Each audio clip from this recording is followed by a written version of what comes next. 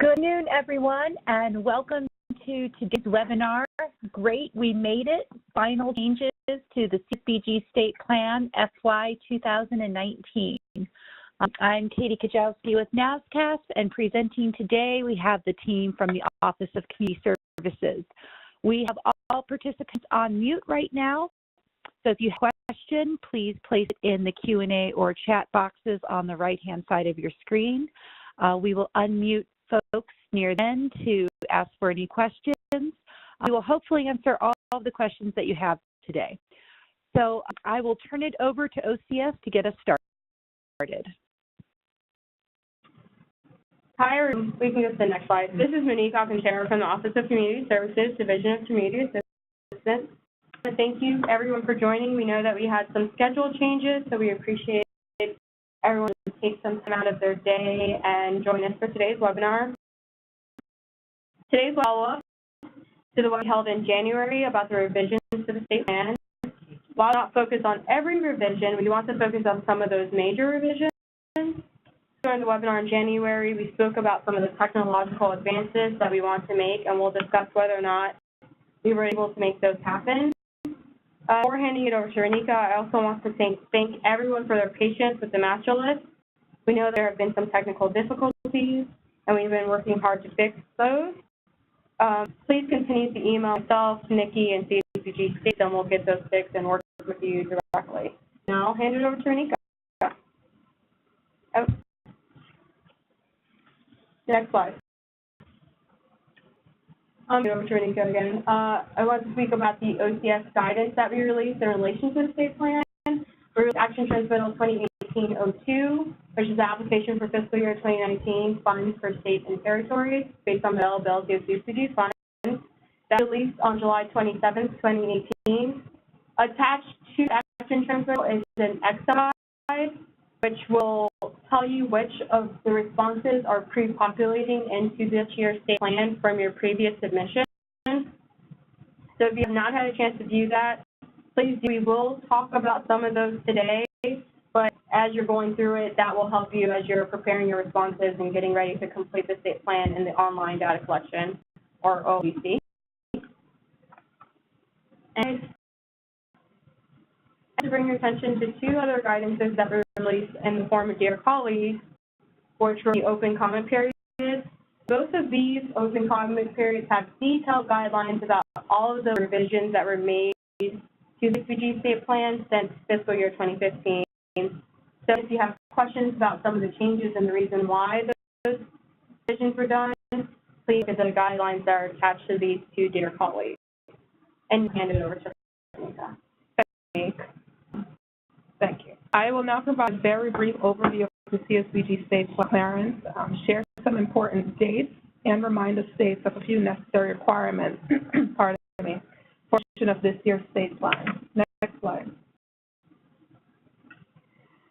Today's focus, we will look at the final CSBG state plan revisions. It has been a long process, but we are finally here. And so we are finally here to be able to talk about some of the changes that have been made to the plan. Next slide. Received clearance. On July 2nd, 2018, we received clearance for the updated CSBG state plan. And I say we, implying the entire CSBG network. This is truly has been a collaborative effort. Again, OCS thanks you for your comments and feedback that you provided in order to update the CSBG state plan, as well as to make the plan submission process more efficient and effective.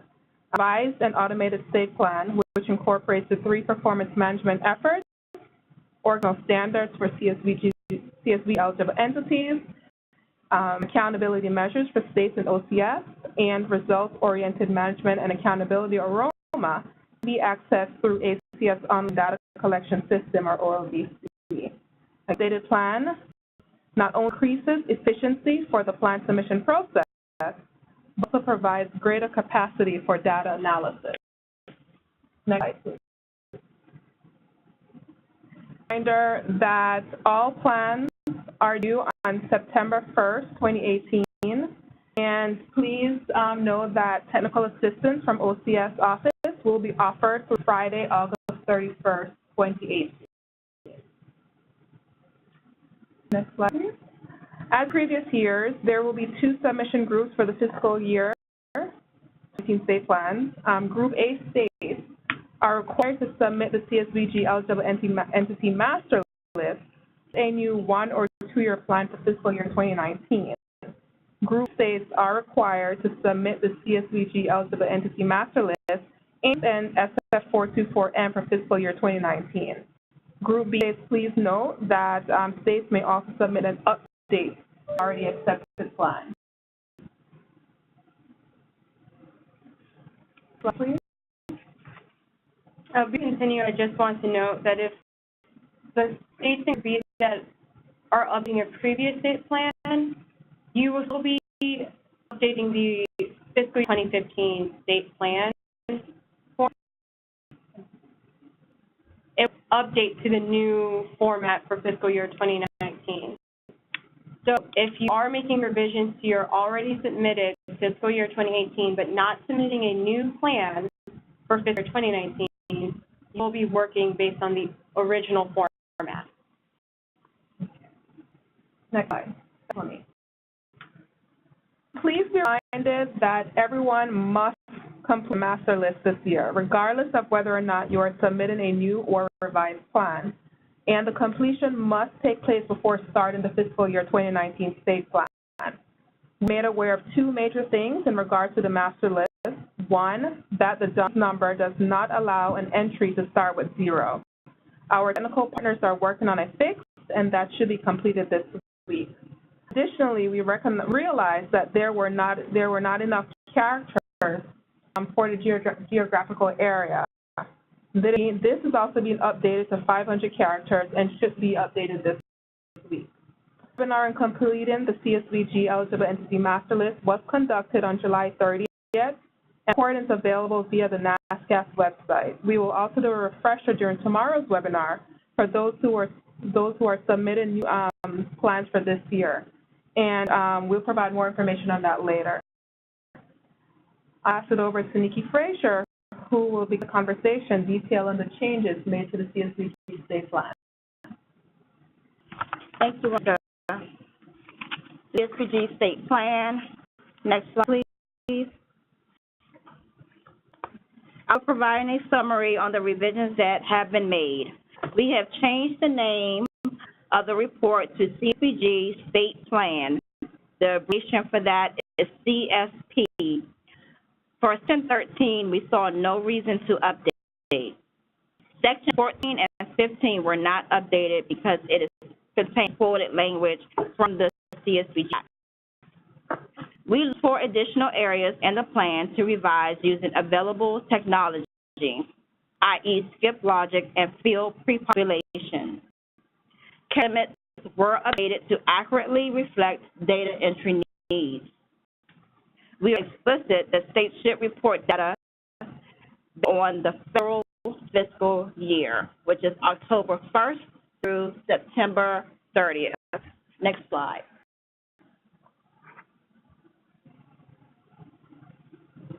Attachment. Move the attachment option from several section items.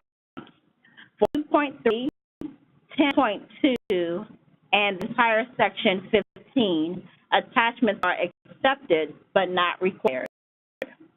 Attachments are still required for the designation letter, 1.3, public hearing documentation, 4.4, and if the state has adopted alternative organizational standards, 6.1b. Next. Is not accepted. The following items no longer allow for attachments. For both of these items, we did update the character limit, and we will speak a little more about each of these as we get into each section. However, it's important to note that if an attachment is added as a response for one of these questions, your plan will be returned. This March, we are looking for clarity and conciseness. In addition, limiting attachments will help by creating the CSBG Performance Management website. Next slide. In case that in the case that a question previously allowed for an attachment or a narrative, and you elected to add an attachment, no response will pre-populate. Right. The cover page. While we updated Section 1 so that the SF424M details are more clear, it's still important to complete these questions based on whether you are submitting a 1- or 2-year plan. Note that answers here will no longer create validations throughout the plan. We're looking to update these next year to simplify the process for you. What we have for the 1-year plan, for 1A, you will select plan. 1B, you will select annual. 1D, for version, you will select initial. On 2-year plan, you will select for 1A, up 2-year for D, and initial for 1D. Next slide.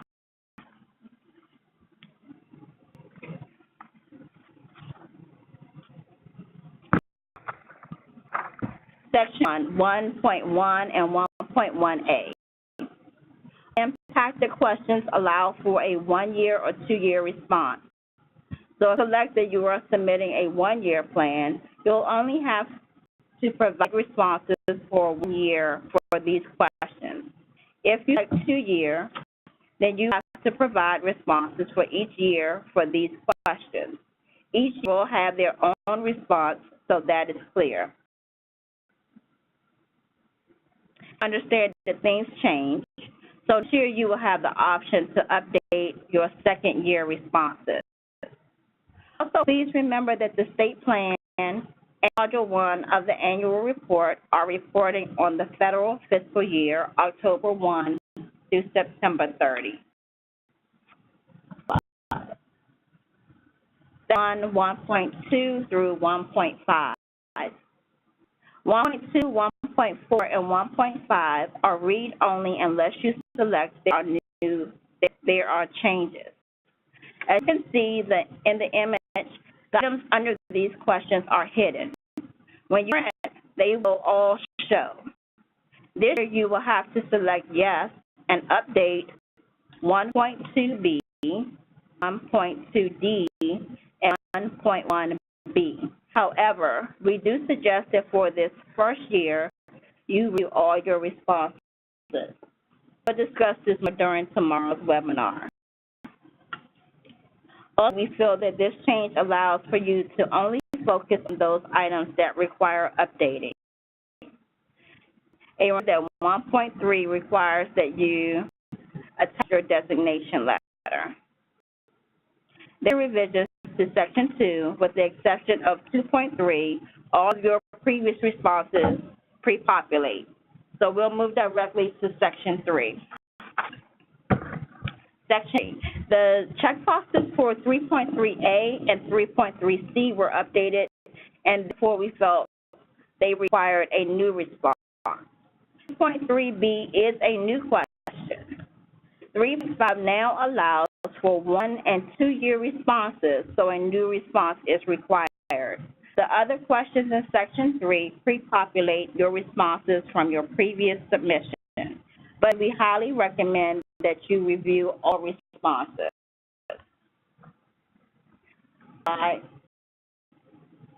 Section 4. For Section 4, Table 4.3 has been updated, and a new response is required. If you thought that you held a combined hearing, you check to confirm that the public hearing subject was executive.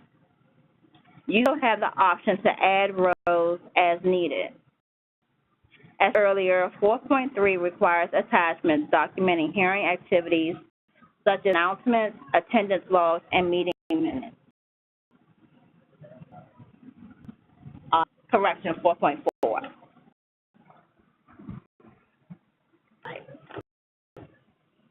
Section 5.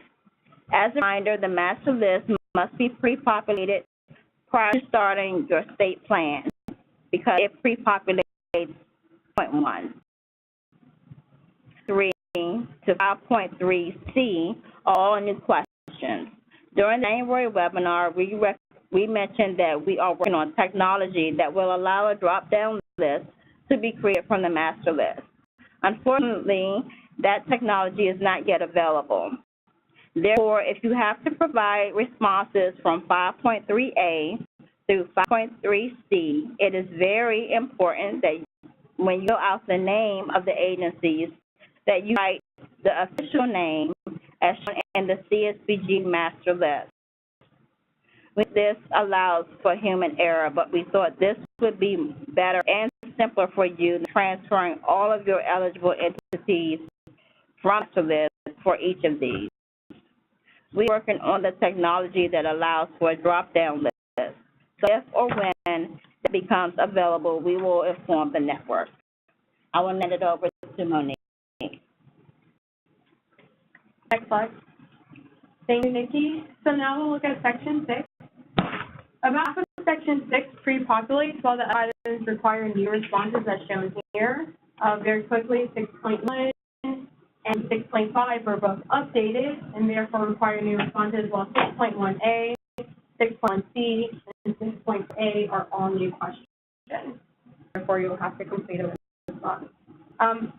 Next slide. Continuing with Section 6, 6.A is a new question.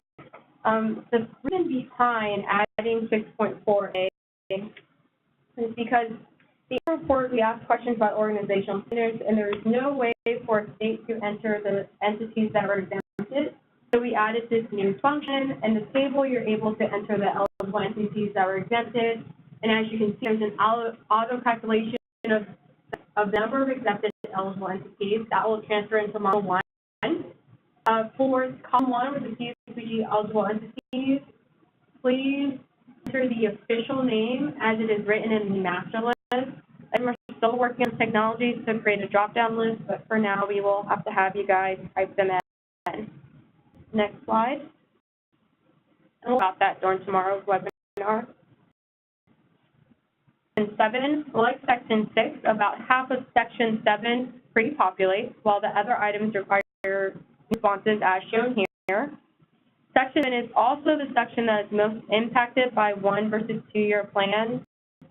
So we signify which questions allow for 2 responses as applicable. We discuss this more tomorrow, but in the case that you're submitting a 1-year plan, you will not see the option to complete data for year 2. Next slide.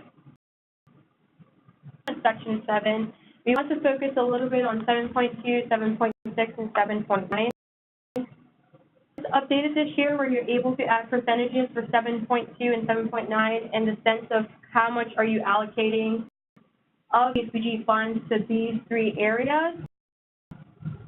Eligible entities, your administrative funds, and your remainder and discretionary funds. When combined, the percentages provided to these 3 questions should equal 100%. We are working so that the system will validate and give you an error message if it does not equal 100%, and are able to enter 0 and 7.9 if it's necessary. And we'll speak more about this during tomorrow's webinar. Next slide. Section 6 and 7, about half of Section 8 pre-populates, while the other items require new responses as shown here. Section is also impacted by 1 versus 2-year plans. We want to signify which questions allow for 2-year responses as applicable. We will discuss more tomorrow, but in the case that you're submitting a 1-year plan, you will not see the option to complete data for year 2. Next slide. Section 9, the majority of Section 9 pre-populates. The checkboxes for 9.1 were updated, so 9.1 does require a new response. The only revision in Section 9 is Table 9.9. Table 9.9 now has specific subject matters.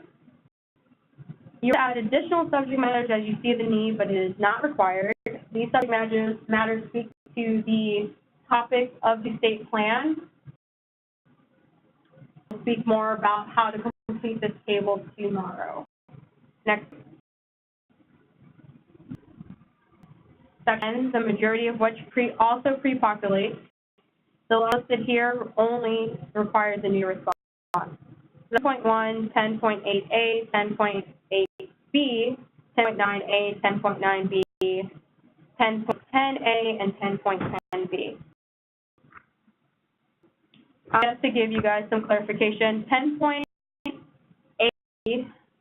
10.9A and B, and 10.10A and B used to be a combined question and separate them out so you could provide narratives based on what your response is to 10.8, 10.9, and 10.10. We'll work towards that tomorrow. A major revision, next slide, for 10 is table 10.1. For this one, we are pre-populating the entire list of eligible entities. For this example, I was in the state of Vermont for the picture. And we are going to talk more explicitly about this table tomorrow. And so we have this technology where we can do a drop-down list. We did have to transfer over this entire table. Again, I thought that this would be easier than you having to type in all the entities that you're going to visit during the fiscal year. Another thing to note is that this item no longer allows for an attachment. In previous years, we did allow you to attach a document if you felt that your monitoring was outside of the parameters of this table. But when we looked at the few states that did do an attachment versus filling out the table, the parameters are really not outside of it. Again, we're looking towards the future. We're trying to create the PM site, and having less attachments do help with moving things over to the performance management site.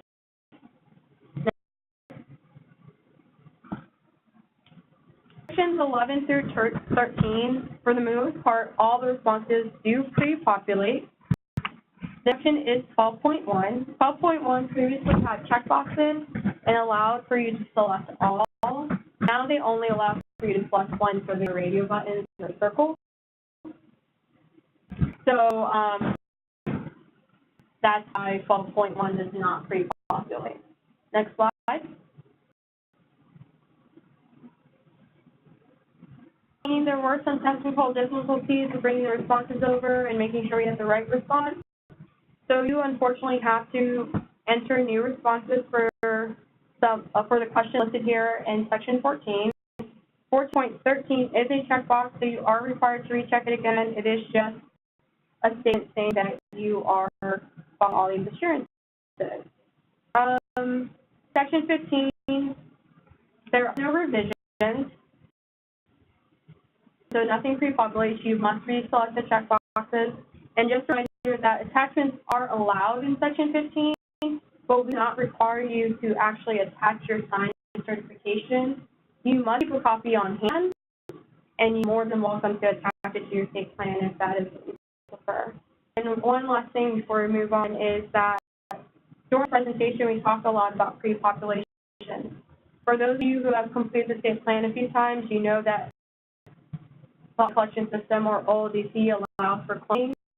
So now we will go back to cloning, not pre-populate, so everything will clone over for your fiscal year 2020 plan. For those who are not submitting a new plan this year, you will have pre-populations, and you will have the right presentations and webinars next year dependent on your submission. So we just to give you a heads up that cloning will be back in effect next year. You know, we have done a webinar series, and this is the second to last webinar. We have a webinar submitting the plan, and this is for grade A. So the states that are submitting a new 1 or 2 year fiscal year 2019 statement. And we will get more into specifics about answering some of the questions, especially the new ones, how to fill things out. We've done this webinar a few times already, but we will update because some things have changed, and we will get more into specifics as we mentioned today. All webinars have been recorded or are being recorded, and they can be found on the NASCAP website. Next slide. To remind you again of your federal staff contact. On the inside, you have your program specialist, so any program questions, including specific on what type of response you should give for any of the state plan questions, you should reach out to your program specialist. Jamia is currently on maternity leave, but she'll be returning in. And during that time, she does have people fill for her region. during this time while she's still out, you have questions for Region 2, you should reach out to Crystal Cruz. Region 8 should reach out to Jonathan, and Region 10 should reach out to Isaac Davis. For any technical questions in regards to OLDC or access concerns, please contact myself, Monique Alcantara, or Nick Frazier. And for all emails, please copy CSBG State. If numerous people have access to the CSBG State email, so if someone's on leave, you're much more likely to get a prompt response, and now you don't have to figure out who you should be in contact with in order to get a response to your question. And I will hand it back over to NASPAS for some questions and closing remarks. Thank you. This is Katie. We received a few questions in the chat. The first one is about the DUNS number. Should we wait to submit our master list until the technical glitches are resolved? We've already entered our data, including the DUNS numbers, but omitted the leading zero. Will we have to go back to add the leading zeros? So for those of you who do not have an issue with the leading zero, I would say do not wait. We are anticipating that the issue with the leading zero should be fixed by tomorrow. You won't have to re-enter all your data, you would just have to update those were affected by the glitches. So you have to wait. It might be easier for you to go ahead and get it started and go back and fix those errors. Okay. If a 2-year plan is updated, will it require a new certification, or will the certifying official signature be maintained?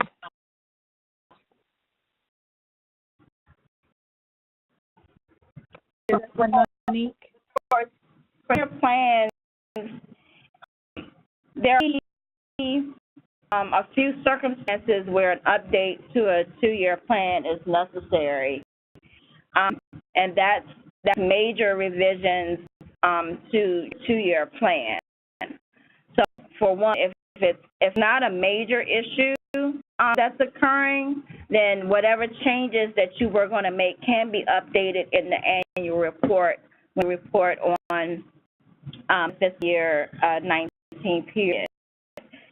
However, if you do have major revisions to your plan, then yes, if you're submitting a revision to your plan, then it should be certified by the authorized official, given whatever changes you're putting in here is a major revision. And just a reminder, you may want to just follow up with your program specialist if you're looking to make a revision, and he can give you more clear guidance, because sometimes these revisions are also going to require you to go through their hearing, which is why we recommend only doing major revisions. But again, I would reach out to your program specialist directly and ask them if what you're trying to revise need revised immediately, or can wait until the annual report module 1, or wait until the next plan.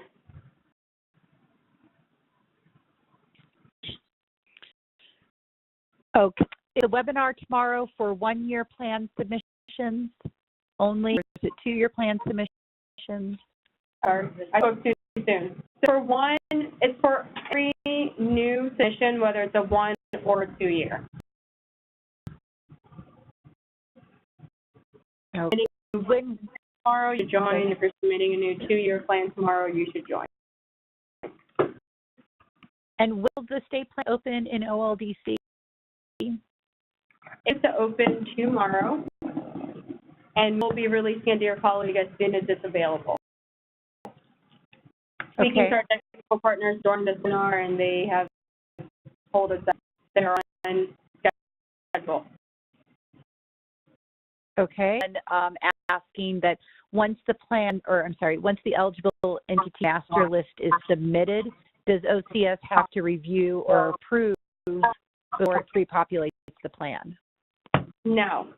The list does not need certification or approval.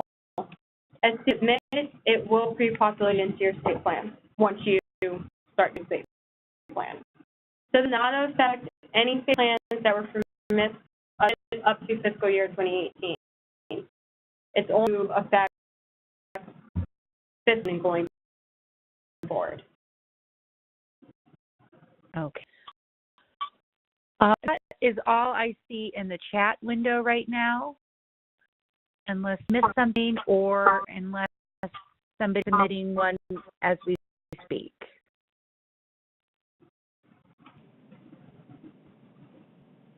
I see any further questions.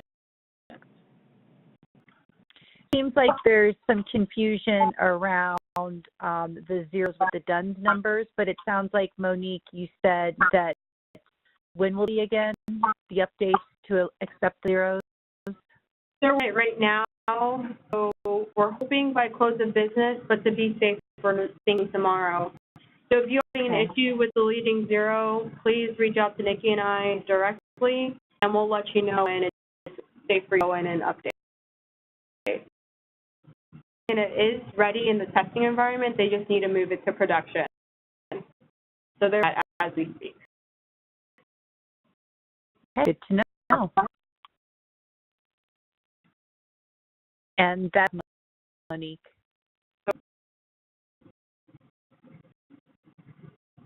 Questions, then we will go ahead and wrap up today. We will, again, FCAS will be posting this. I believe they'll send out a email when it's posted.